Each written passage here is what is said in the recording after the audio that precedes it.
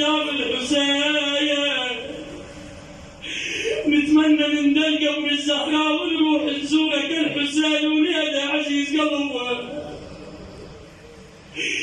موجوعين يا مولاي يا ابا عبد الله، انا ذاك الوقت ولحد الان ما نندل قبر الزهراء، وانا وياك نتمنى نندل قبرها ونزورها.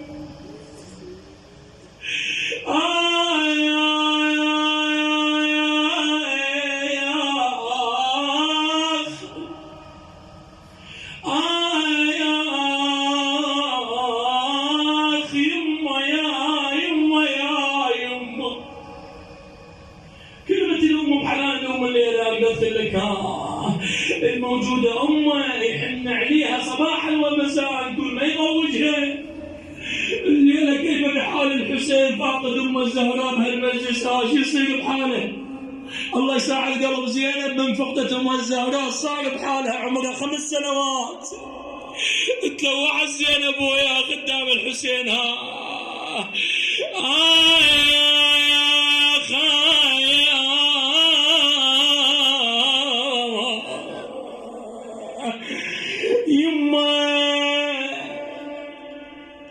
ساعد الله قلب الحسن والحسين لما جاء الإمام أمير المؤمنين بالزهراء ووضعها في صحن الدار، ثم نادى: يلا ابويا، وين الموالي؟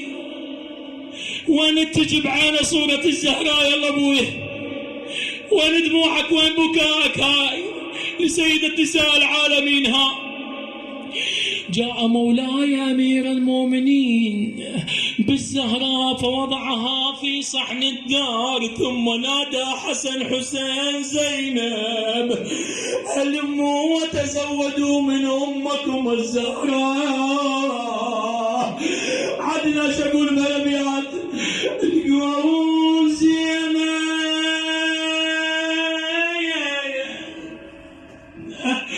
من شاغت يا مترك بين الوقت شاغات، يا ما وشفيد البشر الوصال. الله،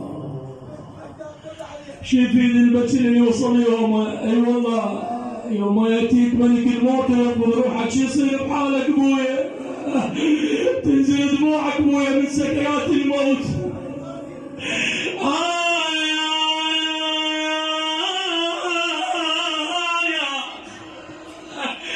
وشفيد البكي اللي وصل يومه، حالات الولد مني صيح يمه يا يمه يا يمه. اي والله حالات الولد مني صيح يمه. زينب جالسه باب الدار ابويا، وامير المؤمنين خبر زهراء يدفنها، صار بحالها عمرها 5 سنوات، قامت تلتفت حول الحسن والحسين تقول له: حسن يا حسين خويا، ماتت امنا حالات الولد مني صيح. انا يما يم سوالف دافيه، وتعيش ويا كل صبح ومسيء. ما شالت امي، شالت امي، اش كثر بين امتنا شالت امي، واذا معلول اشتم.